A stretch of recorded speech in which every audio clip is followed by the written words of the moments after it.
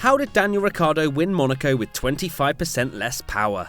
Monaco is known for its lack of overtaking, but with Daniel Ricciardo having an MGU-K failure on lap 17, let's explore exactly how the Australian was able to keep that smile on his face and take victory around these historical streets. First of all, what is an MGU-K? Well, it stands for the Motor Generator Unit Kinetic, and it has a couple of uses. The first is to recover the kinetic energy that is normally lost in heat during the braking phases, and then transfer it to the energy store, which is basically a big battery. Then, once stored, the MGU-K is used to feed this energy back into the engine via the crankshaft and timing gears, helping to generate an extra 160 brake horsepower, which, you guessed it, is what Daniel Ricciardo was missing for the majority of the race. As a result, Daniel was told to move the brake bias forward 7% as his rear brake temperatures were going through the roof. To help you visualise what this meant for Daniel in the car, drivers tend to only change their brake bias by 1 or maybe 2% maximum. So essentially they were asking him to take a leap into the unknown as he slams onto the brakes with 142 kilograms of braking force into the Nouvelle chicane. Oh, and because of his lack of power output, he was only able to use up to 6th of his 8 gears. Not quite 1994 Schumacher stuck in 5th around Barcelona crazy,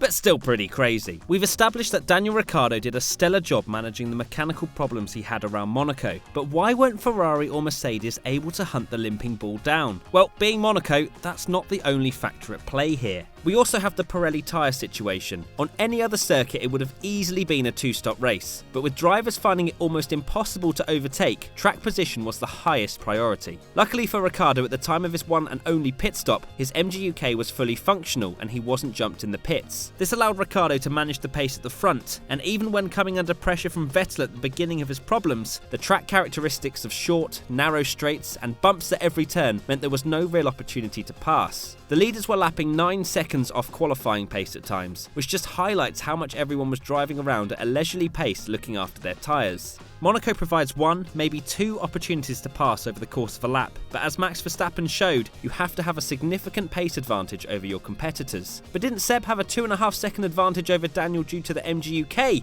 you may ask? Quite simply, no. Power is very much secondary to downforce around Monaco, and although Ricciardo was almost 30 km/h down on the straight, it didn't matter, as a mixture of Vettel's tyre degradation, the track layout, and an inability to follow in dirty air meant there were no opportunities. Also remember that the last point, following in dirty air, became an even bigger problem after the 2017 rule changes, which created wider cars with greater downforce. Want to know more on this subject? Click the iCard for a video we did on slipstream versus dirty air.